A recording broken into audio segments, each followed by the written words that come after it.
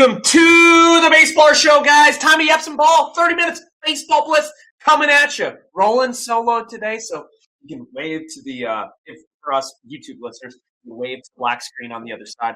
That is Bryce for today. Will not be here. I'll be ripping it solo with you guys, though, guys. Tucker, is he the worst contract ever? I mean, $60 million. Is that the worst contract ever? I know there's a lot of ones. We'll talk about that today. MVP update, and does no one care about the Triple Crown anymore? But let's rock and roll. I'm doing great. I hope you guys had a great weekend. Happy Monday. We're up and early right now. We're cooking. We're rolling. But guys, let's dive right into it.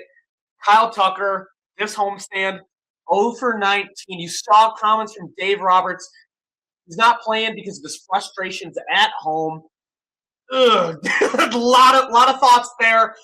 Let's dive into it. So Dave Roberts said he's having frustrations because first he didn't think it was real, but ever since the home splits have been shown to everyone and been shown to Kyle Tucker, he's starting to believe in them too. So I wonder what those behind-the-sines conversations look like and what Kyle Tucker is saying. But if you guys look at the splits, they're pretty incredible. They are pretty incredible.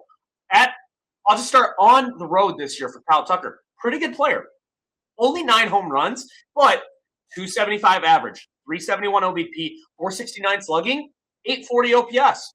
If he had an 840 OPS this year, the talking Kyle Tucker, even for $60 million, would be a lot more quiet. But here are these home splits.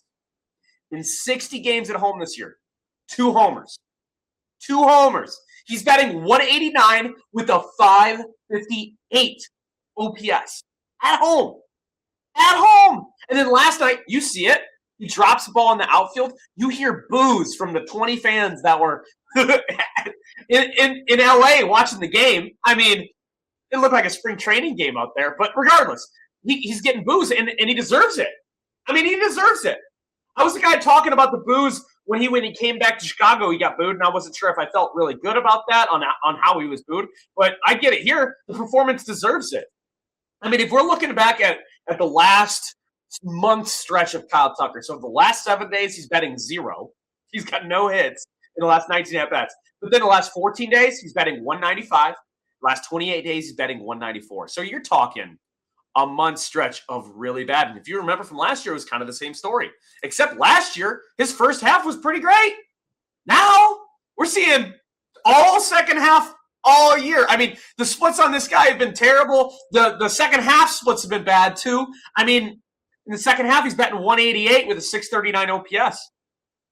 I mean, we got to start thinking, is this the worst contract ever? And I know in the worlds of the Anthony Rendones and the Steven Strasburgs, but this is like a different category for like amount that he has made or is making in the production that he's giving.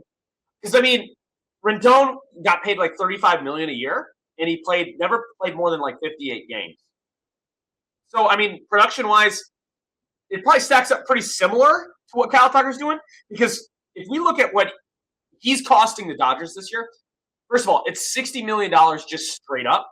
That's not even like straight up for the Dodgers, because they have to pay 110% luxury tax. That's costing the Dodgers $126 million this year to have Kyle Tucker on the roster. Think about that. That is a higher payroll than 11 teams in the major leagues right now. Miami, Cleveland, Tampa Bay, Oakland, the Athletics, the White Sox, the Pirates, the Nationals, the Twins, the Cardinals, the Rockies, and the Reds. That would be a higher payroll than all of those teams Kyle Tucker is costing the Dodgers this year. And what has he given you? He's given you a .3 WAR, 232 average, 11 homers, 330 OBP, 371 slugging, and a 700 OPS on the dot. Five percentage points worse. OPS 95. That's 5% worse than the major league average. So, that's a toughie. That's just a toughie. 126 million and a 95 OPS plus. That's tough. And then he's dropping balls in the outfield. I mean, it's not a great look. But the thing is with this is it's the Dodgers, so it might not even matter. It might not even matter. You know, you can lose on a deal so bad and still be the Dodgers. We could go into that. I mean, Because, I mean, they have some other really bad ones, too. We want to talk Edwin Diaz, $70 million deal. He might get pulled as the closer. I mean, but you're the Dodgers. We still have Tanner Scott, Alex Messier, like a lot of good options. You're sitting in a pretty good place. But just kind of going back on Kyle Tucker, it's obviously it's an interesting scenario with his contract and being like I said, it's got to be in conversation for the worst one ever at this point, simply because of the dollar amount that he's making this year. The dollar amount, even if you don't even look luxury tax, $60 million for this guy who's giving you less production than anybody you can think of. I mean, just literally league average, not even league average. League average would be a higher WAR than what he's been. He's been a below league average player for $60 million. And to me, that is just unbelievably horrible. Unbelievably horrible. And it doesn't make any sense because if you look at his career, it just doesn't add up. It doesn't add up. This guy's been just so unbelievably consistent. And me as a Cubs fan, I saw it last year where it was like, it felt like he was having the worst second half ever. But still, look at these numbers. From 2021 on, basically full seasons other than 2024. But 2021 on, 5.3 WAR, 5.5, 5.5, 4.6 in 78 games. And then last year, his worst year of his career, a 4.5 WAR. This year, it's a 0.3. This year, it's 0.3. I mean, OPSs go down the line. 917, 808, 886, 993, 841, 700. Averages, let's go down the line. 2021, 294, 257, 284, 286, or excuse me, 289, 266, 232. Home runs will go down the line. 30, 30, 29, 23, 22, 11. I mean, it's just across the board. It's just across the board what he's done and for $60 million. I mean, if you watched him last year, the second half could have given you a thought that, like, okay, maybe this is the guy you're getting, and that's the scary part, and that's the risky part. But I think everyone kind of the back of their head, they're like, okay, he's going to be one of the guys in the lineup, rather than like when he was in Chicago, he had to be the guy in the lineup. So I thought he was going to do just fine. I thought he was going to do just fine, and I'm wrong because this is not just fine. This is benchable. This is when you get close. If this continues, you get closer to October, he might not make a huge impact and only be doing like just pinch hit situations and certain situations for $60 million a year. Think about that. Think about that. That is a toughie. That is a toughie. I mean, when you're putting together some of the worst contracts, it's got to be up there. And right now, if you're looking at his contract, it's a 4-year contract for $240 million. But there's opt-outs after the second and third year. But why would that guy opt out? Why would he opt out? He wouldn't make a quarter of it after this year. It's just tough sledding. Actually, it's not even really that tough sledding because the Dodgers will be fine. They're sitting A-OK in the standings. I mean, they're starting to get a little bit of pressure. Starting to get a little bit of pressure to start playing some better baseball here. Not been the greatest team of late. Just dropped 3 or 4 to the Brewers. Standing-wise, you're still going to be sitting okay. Let me take a look at the standings real quick because I know the Padres are playing better baseball, but I don't think it's anything to really threaten the Dodgers for the NL West at least. Yeah, 7 games above the Padres right now. But in terms of getting a bye, that's in threat because not right now they wouldn't. Right now it would be the Braves and Brewers getting that bye. So I don't know if they want to play that extra round. I don't know if that's like in the game plan and the formula of the Dodgers. But again, an utter failure on this end for the Kyle Tucker scenario. I for what he's costing, pretty incredible. Pretty incredible. It's time for the Dabble deep dive. Time to deep dive. All right, thank you to our sponsor, Dabble. If you haven't downloaded Dabble yet, now's the time. If you play $5, you get $10 for free. All you got to do is use the code BASEBALLER, BSBLR. Cool part is once you're on the app, you can actually follow us, copy every single one of our bets throughout the season, playoffs, you name it. Best DFS app out there, and if you want to take more or less on player stats like RBIs, total bases, home runs, you can do that. Download it now and ride with us. Again, code BASEBALLER, BSBLR. Let me have some coffee here. It's my Cubs Cup, some disappointment over the weekend. But what we're going to deep dive into, guys, we're going to deep dive into, does no one care about the Triple Crown.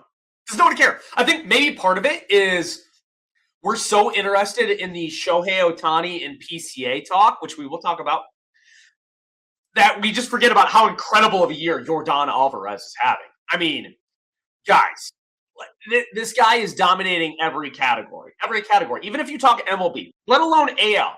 Because AL right now, if we talk the 3 Triple Crown measurements, average, he's batting 321. Think about that. 321.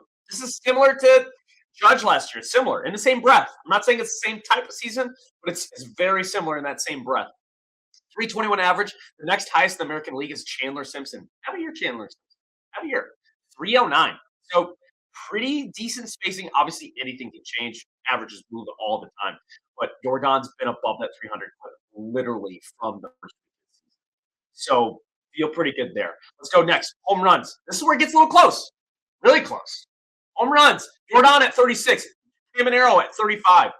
That's close. That's probably going to be the tightest one because at RBIs, right now it's 88 to 82. Yordan at 88.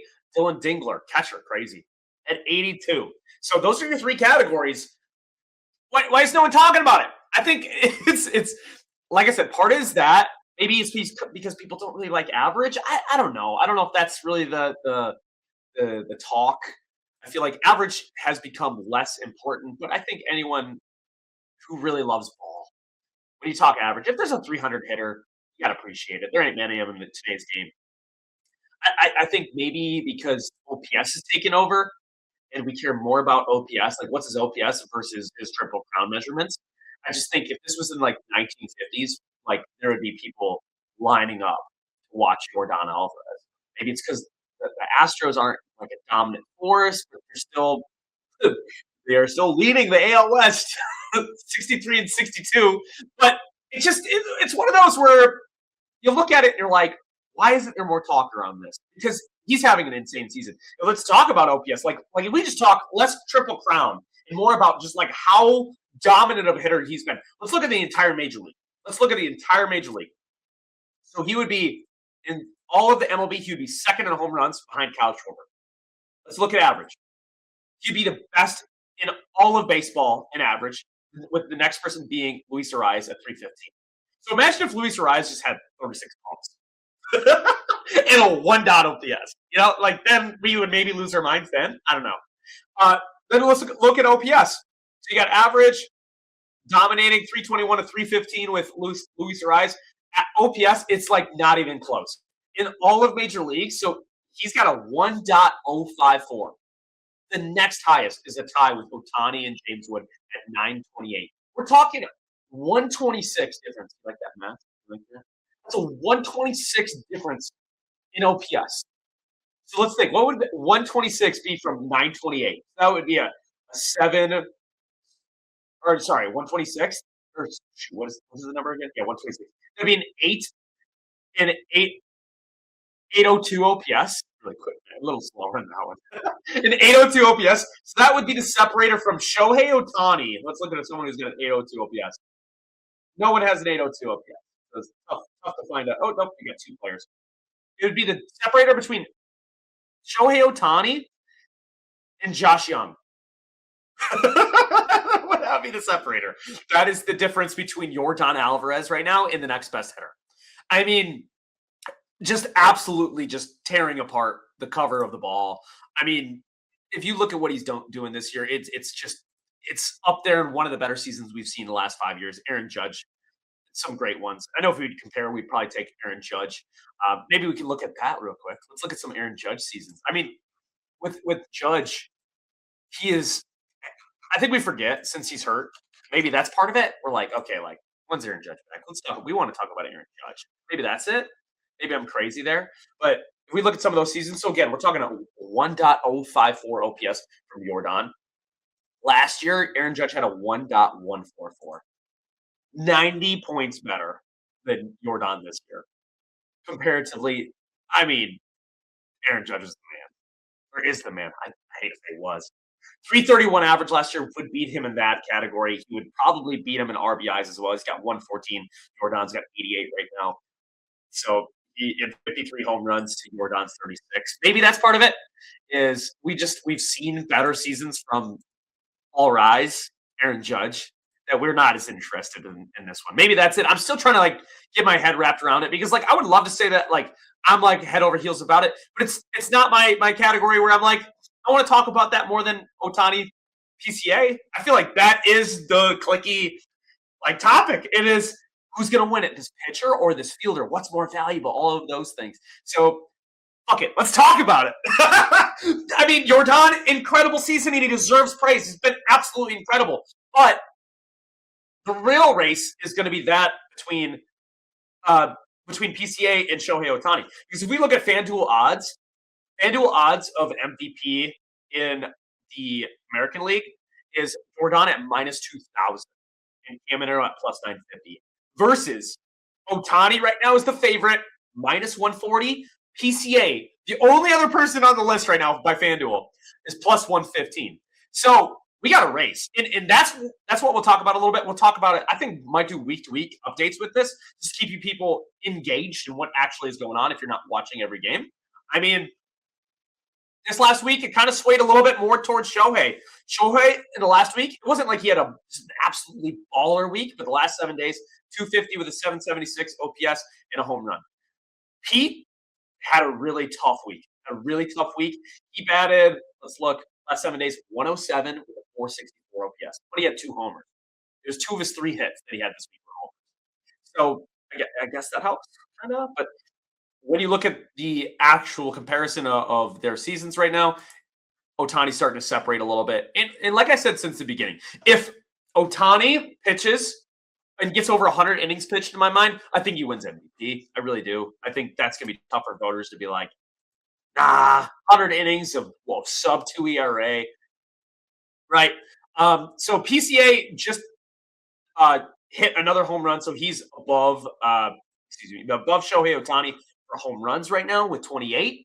Or maybe it might not be updated from yesterday. It might be 29. He might have hit 29 yesterday. So let's say, I'm pretty sure it's 29.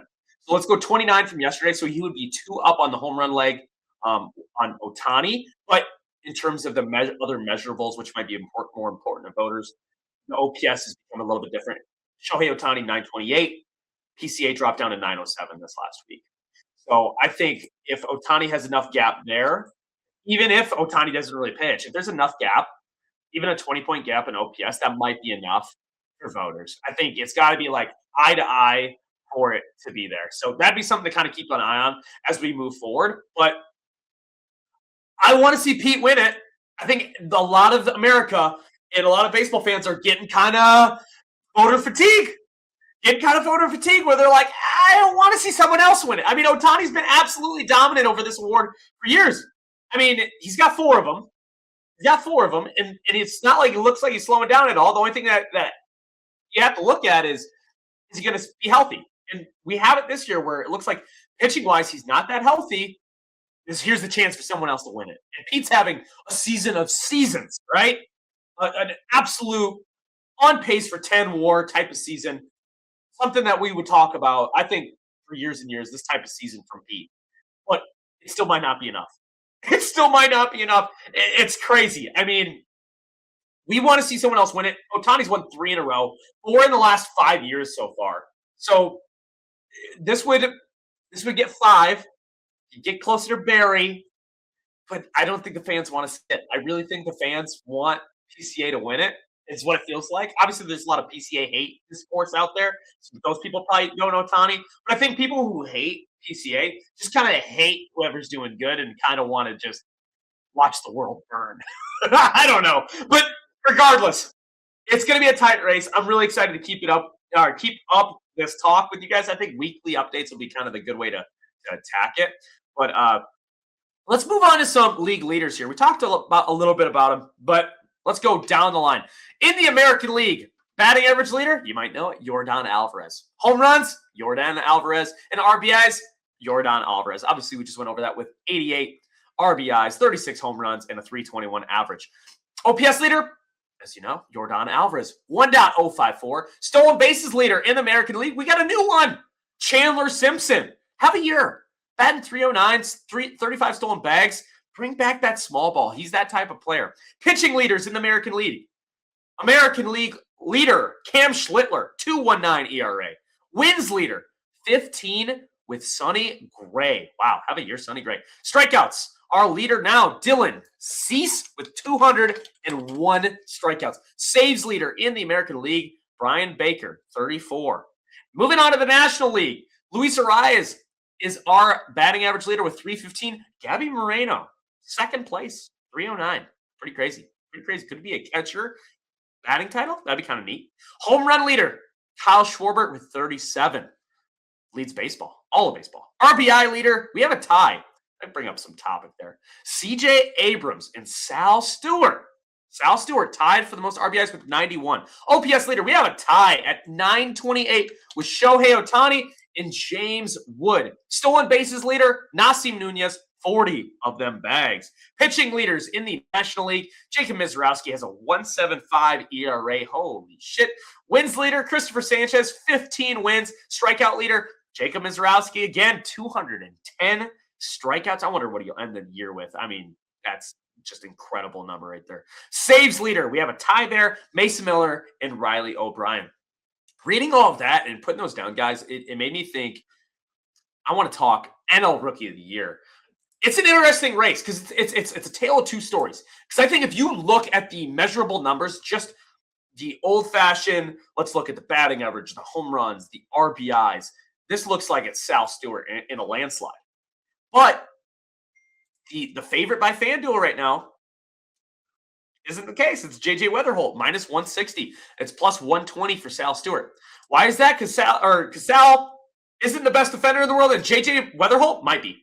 JJ Weatherholt, he's 100th percentile in range at second base, and watching him play over there, he's incredible. He's a shortstop playing second base, just truly.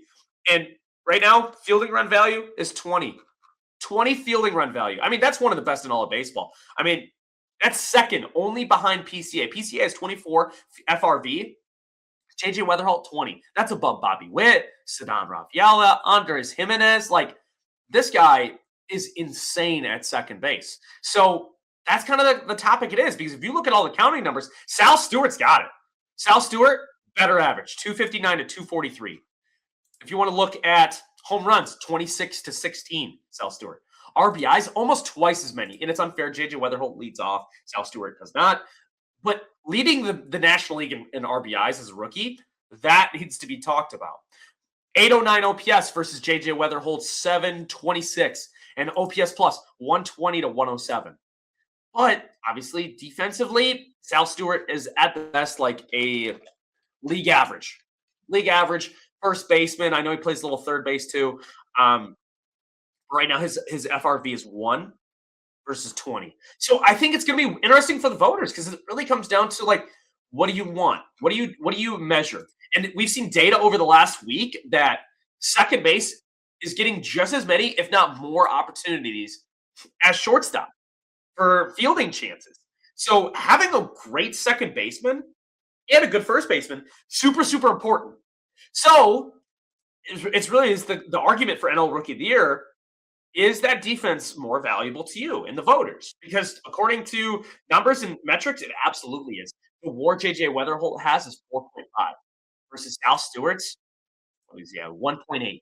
So well over 2 times, well over 2x of Sal Stewart. But I think there's more to it than just that. I mean, if you look at Sal Stewart, his base running value, 20th percentile. Whereas you have JJ Weatherholt, look here, sorry, it's 95th percentile. So a really good base runner, a great base runner. I mean, he has 13 stolen bases, so it doesn't show it all in the stolen bases because Sal has 12, but he just must be taking the extra jump or taking the extra base. I'll look a little bit deeper in the running here, see what it looks like. It looks like running via extra bases and getting the extra bases, 2 runs, stolen bases above average, 7. So it looks like, yeah, he's just getting more bases. He's taking that extra base more than Sal would be, a lot more than Sal would be, and just as an overall more valuable base runner than Sal Stewart. So again, what does it come down to for the voters? So, like, what is more valuable? I think hitting is the most important, and it always will be and should be. I don't know if it's valued that way, but just like I said, having the best defensive second baseman in baseball, pretty important. Pretty important when they're getting just as many chances as shortstop. Like that's very important. That's a big number to go off of, and you have that guy doing that while Sal is being league average, being a good enough fielder at first base. But what would you rather have? The best defensive second baseman or an average first baseman? Right? Sal's giving you the offensive numbers of that average first baseman, but JJ's been an above league average second baseman hitting wise. Pretty dang good. Leadoff hitter with a 350 OBP, pretty important. Pretty important. What do I think? It's close. I'm leaning JJ right now, simply because it's 13 OPS plus points higher for Sal.